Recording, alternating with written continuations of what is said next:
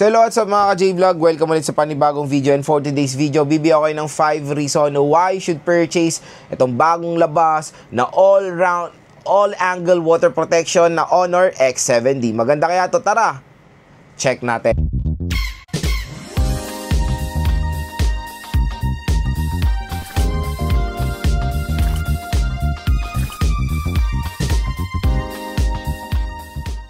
So yun mga ka-J-Vlog, for today's video, bibigyan ko kayo ng 5 reason kung bakit maganda rin i-purchase ang Honor X7D ngayong 2025. So pag-usapan natin yung presyo nitong Honor X7D. So itong smartphone na to, ang presyo niya, 8GB 256 is around 9,000 pesos. Tapos yung 8GB 512 neto is around 10,000 pesos. Pero magandang balita mga ka-J-Vlog, itong 8GB 256 nila ay sobrang sale ngayon sa online dito sa ating View Products. Pag clinic nyo tong View Products natin, mura lang po itong Honor X7D dyan. Around 7,000 to 7,000 pesos nyo lang makukuha ito, 7 to 8,000 pesos. Pero itong Honor X7D, nabili ko to sa online ng 7,500. So napaka-affordable, at kung interested nga kayo dito, ito, View Products, dahil dyan, bagsak presyo siya, layo ng SRP. Pag bibili nyo to sa mall, around 9,000 pesos, yung 256. Pero dito sa online, 7,000 pesos. So, possible nyo makuha yan ng 7K dahil pag in-apply nyo yung ating View, pag in-apply nyo yung voucher natin dito sa product link, up to 1,000 pesos off po ang pwede nyo makuha na discount voucher dito sa Honor X7D. Kaya dyan lang kayo bibili sa online, and no worries, official store po ni Honor ang pupuntahan nyo dyan sa online. Kaya dyan lang kayo bibili netong Honor X7D para makamura kayo sa smartphone na to. Kasi sobrang laki na makukuha yung discount. At syempre, since nakuha natin siya ng around 7,000 pesos, yung mindset natin, doon natin i-compare yung kanyang specs kung magkano siya nakukuha sa online. Kasi yun nga, again, pag bibili kayo sa online, talagang malayo yung price niya when it comes sa SRP. Pero yung 512, I don't know kung available ba sa online yung 512, wala pa ako nakikita. Usually around 256 ang ino-offer nila sa online. So, first reason why you should buy this smartphone, yun na nga, ito yung minamarket nila, yung water protection niya. So, kung naghanap kayo ng isang smartphone na mayroong water protection, ito na rin ang maganda suggest sa inyo, Honor X7D. Pero quick reminder lang sa kanyang water protection na ayoko kasi yung minamarket ng mga iba na nilulublob to sa tubig, sinasubmerge sila sa tubig. Hindi po recommended isubmerge sa tubig ang merong mga IP66 pababa.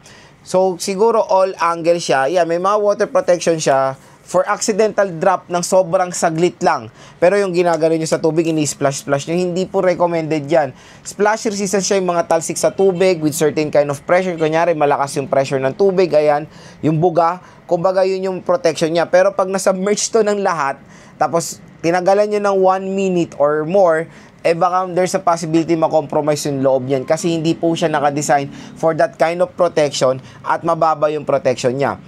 So, yung protection na pwede po, or yung water resistant, yes, meron po mga water resistant na pwede masubmerge sa tubig. Yan po yung mayroong resistant na 67, 68, and 69. Meron din tayong mga waterproof. Yung waterproof, yun yung mga legit na sobrang tagal natin pwede malublob sa tubig kahit na mas malalim siya. Kaya sinasabi ko sa inyo, meron tayong water resistant na pwede malublob sa tubig kasi may mga certain limitation lang po yan. Take for example, IP68, water and dust resistant. Yan po yung mga smartphone na pwede masubmerge sa tubig within 30 minutes at certain distance, at certain deep lang sa water.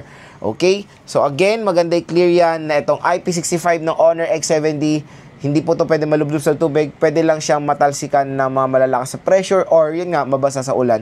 Pwede siya. Kaya yun din yung reason natin why you should buy this smartphone, is meron siyang water protection with that kind of scenario na yan ang primary hinahanap din ng mga ibang consumers natin na ginagamit nila sa trabaho, itong smartphone na to. And I think, kahit nabasa yung kamay nyo, is very responsive din naman yung display nitong Honor X7D. Kaya yon, sa mga naghahanap na motor taxi riders natin or delivery riders natin na gagamitin for navigating ang kanilang smartphone, ito maganda rin i-suggest ang Honor X7D para sa inyo. Second reason, Second reason, reasonable RAM at ROM. Grabe, palong-palo si Honor when it comes sa kanilang RAM at ROM dito sa Honor X7D. Lalo-lalo na yung 512GB of internal storage. So, fair price na 10,000 pesos. Napakasulit ng 512GB niya. Pero again, pag binili niyo yan sa online, mas mura yan. Siguro around 8,000 pwede nyo makuha yung 512GB netong Honor X7D. So very, very affordable siya. Lalo na yung 256 sa kanyang price na 7,000 pesos. Perfect fit yan mga ka-J-Vlog. And more on common pa rin natin nakikita. More on common sa mga, lalo na sa mga popular brands like this one. Ang nakikita natin is 128. Pero dito mga ka-J-Vlog, 256 na. So meron na kayong plenty of storage na magagamit dito sa Honor X7D. Kung kulang naman yan, siguro mag-budget pa kayo ng konting ilan libong piso para ma-achieve yung 512GB of internal storage. Third reason mga ka-J-Vlog, when it comes sa kanyang display quality rin. Ito yung malupit dito sa Honor X7D, real talk lang. Hindi ko gusto na TFT siya. Yun yung pangit doon. Pero nagustuhan ko dito yung brightness. Grabe taas ng brightness nito. Tingnan nyo, hindi nakakita sa screen. At ginamit ko rin to sa outdoor. Very clear pa rin natin nakikita yung display natin sa outdoor kahit na direct sunlight. And yun nga mga ka-J-Vlog, sa brightness kasi nito is meron siyang, ayan nga, napakataas. Ayan napakataas. And yung kanyang screen refresh rate is 120Hz screen refresh rate. Pero kung mababansin nyo, up to lang siya. So, refresh up to, up to. So, meaning yan, hindi po parating naka-fix na 120Hz siya. So, merong mga certain apps or games lang na pwede masupport ang 120Hz screen refresh rate ng Honor X7D. Pero yan, nevertheless, napaganda nung ng brightness niya. Sobrang liwanag. Yan din, tulad ng sinabi ko ulit, more on priority ko dito ngayon sa Honor X7D na pwedeng matarget na consumer nito, yung mga consumers na pang-work gagamitin nito. Hindi ko siya marirecommend for solid gamers dahil ang chipset nito is a Qualcomm Snapdragon 685 with Adreno 610. Pwede siya for mga mga modern games na mas lighter like MOBA games, so yan, ML, COD, COD, yung mga ganyang games ay kaya naman itong Honor X7D. Pero no worries, stay tuned lang dahil game test din naman natin itong smartphone na to sa ibang video. Abang-abangan nyo na lang mga ka-J-Vlog. Pero ayun, so ano na ba? So third reason natin, design. So yung design nito napakaganda mga ka-J-Vlog. Tingnan nyo naman, especially this color, yung desert gold nila. Kamukha, very identical siya sa color din ng iPhone 16 Pro Max. Kaya yun, marami rin mga consumers ang naghahanap ng smartphone. Priority nila is design and aesthetic. Napakaganda. Very premium looking din itong smartphone na to. Ayan, plastic design. Even the frame is matte finish overall naman dito. Kaya again, kung gagamitin nyo to, panigurado matutuwa rin kayo sa design nito, especially sa mga consumers na naghahanap ng magandang design ng smartphone. Very minimalist siya. Minimalist siya tignan. Pero yung color niya, yun yung nagpapatagdag ng elegant dito sa device na to. So, fourth reason mga ka-J-Vlog, wala na iba battery. Again, ang battery nito napakalaki rin. 6,500 mAh na removable battery. So, yun nga. Again, sa mga ganitong smartphones ngayon na entry level, parang pataasan na sila, pa-level up na sila ng mga battery, which is dapat naman talaga dahil yung iba nakukulangan na sa 5K mAh battery kasi marami ng mga features na nadadagdag sa mga devices, 'di ba? So again, napakakunat ng battery nito, perfect na perfect siyang gamitin din for work. Ayan, tulad ng sinabi ko, marami rin consumers ang naghahanap, priority nila battery. Eto, napakalaki po ng battery, 6.5, makunat din siya, and na-try ko na rin naman siya mag-download sa standby time niya. So far, so good naman yung standby nito, napakatagal. And hindi lang yon, pag na-lowbat siya, mabilis din naman siya mag-charge. So buti na lang nilagyan nila to ng 35W fast charging. Again, sinabi ko na sa nakaraang video ko, kung 6,000 mAh battery capacity, at least dapat ang pinaka-minimum na pwede nila i-provide is 33 watts. Dito sa Honor X7D, pinaganda pa nila yan, 33 watts fast charging rate. So ibig sabihin, yung 6.5 na yan, siguro tansya ko mga 1 hour, full charge na rin etong smartphone na to. 1 hour or 1 hour and 15 minutes. Tingnan natin.